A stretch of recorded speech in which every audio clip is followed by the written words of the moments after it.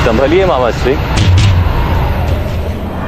युद्ध तो कल और आपके पद अभी से डगमगा रहे हैं। किसी भी बड़े कार्य से पहले पग डगमगाना उचित होता है वासुदेव। यदि मनुष्य को अपने आप पर अति विश्वास हो जाए तो फिर वो असावधान हो जाता है। और जब मनुष्य के जीवन में डगमगाने का समय आता है तो सारी सृष्टि उसे असावधान होने के लिए विवश कर देती है। ऐसी स्थितियां उत्पन्न होती हैं कि मनुष्य को अति विश्वास हो ही जाता है।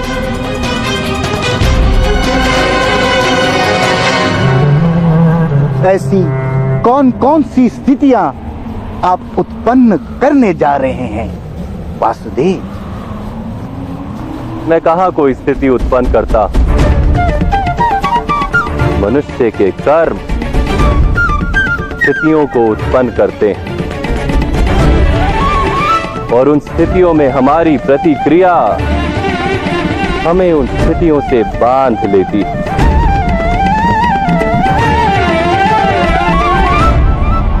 महामहिम ने आपकी बहन का विवाह एक नेत्रहीन से करवाकर आपके मन में प्रतिशोध की स्थिति उत्पन्न कर दी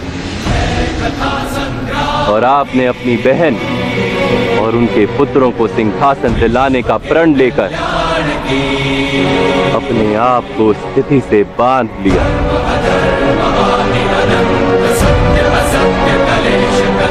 कल का युद्ध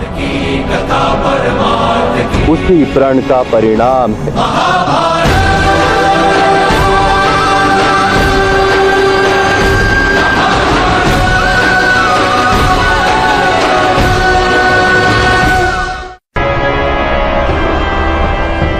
नहीं वासुदेव,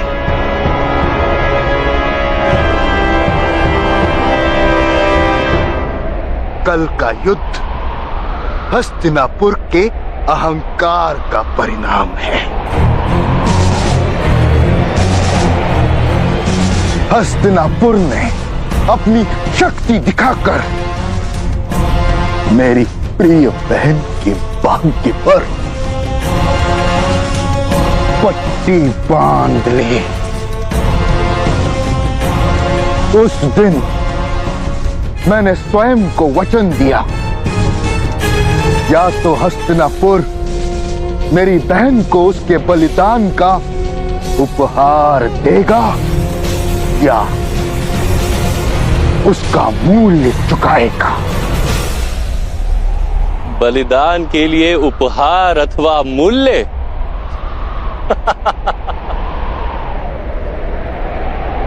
जो बलिदान को व्यापार मानता है उसे पीड़ा तो अवश्य प्राप्त होती ही। विचित्र बात कि बलिदान दिया आपकी बहन ने और उसका व्यापार बनाया आप।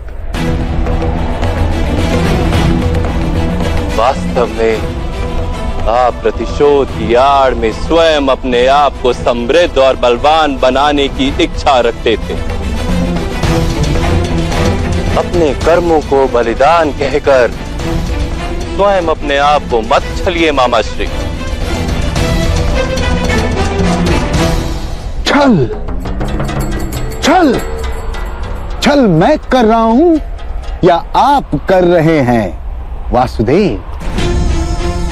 इस युद्ध को धर्म युद्ध कहकर आप सारे आर्यवर्त को छल रहे हैं।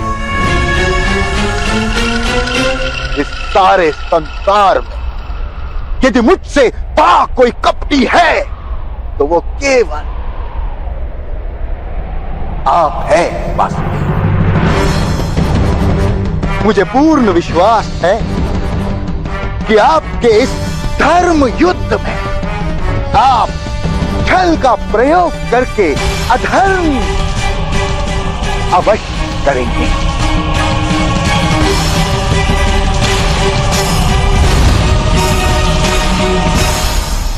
ये धर्म युद्ध ही है मामा श्री। यहाँ बल का प्रयोग भी होगा और छल का भी। यहाँ धर्म के लिए अधर्म किए जाएंगे, सत्य का रक्षण करने के लिए असत्य कहे जाएंगे, जीवन के लिए मृत्यु दी जाएगी, नव निर्माण के लिए अवश्य पूर्ण विध्वंस किया जाए।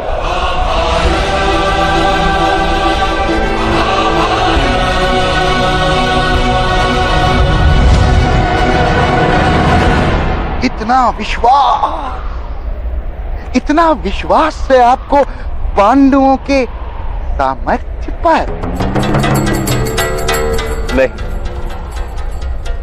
इतना विश्वास है मुझे आप पर और आपके छल पर। मैंने कहा आपसे, कुछ इस प्रकार की स्थितियां उत्पन्न हो गई हैं और आप उन स्थितियों में कुछ इस प्रकार बंध गए कि अब आपके द्वारा किया गया प्रत्येक छल अंत में पांडवों को ही लाभ देगा। इसलिए मामा श्री, अब छल भी विचार करके कीजिएगा।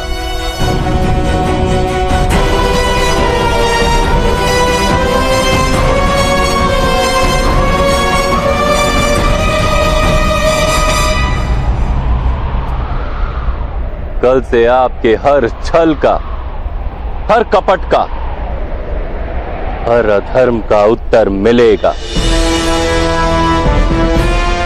ये स्मरण रखिएगा।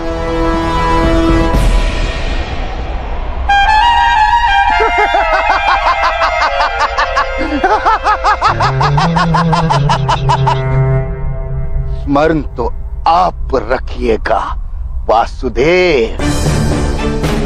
आपने इस युद्ध में शस्त्र ना उठाने का प्रण लिया है।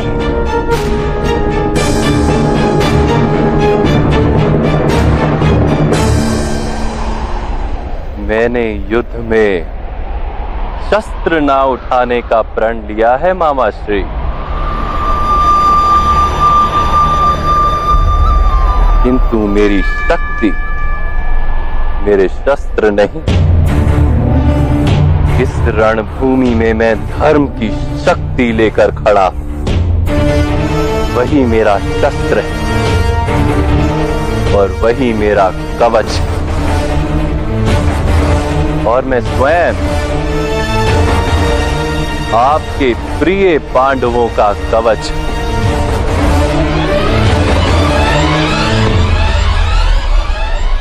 देखिए इस रणभूमि को, यहां प्रातःकाल युद्ध आरंभ होगा। संध्या से पूर्व यहां मृतदेहों के इतने अंबार लगेंगे, रक्त की नदी में पत्थर तक तैरेंगे।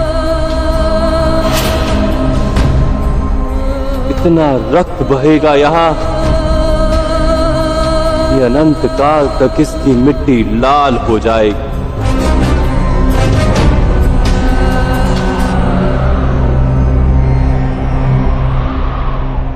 और मेरा वचन, इस भीषण युद्ध में जिसकी भी मृत्यु होगी, उसको अंत समय में वास्तविक धर्म अवश्य दिखाई देगा।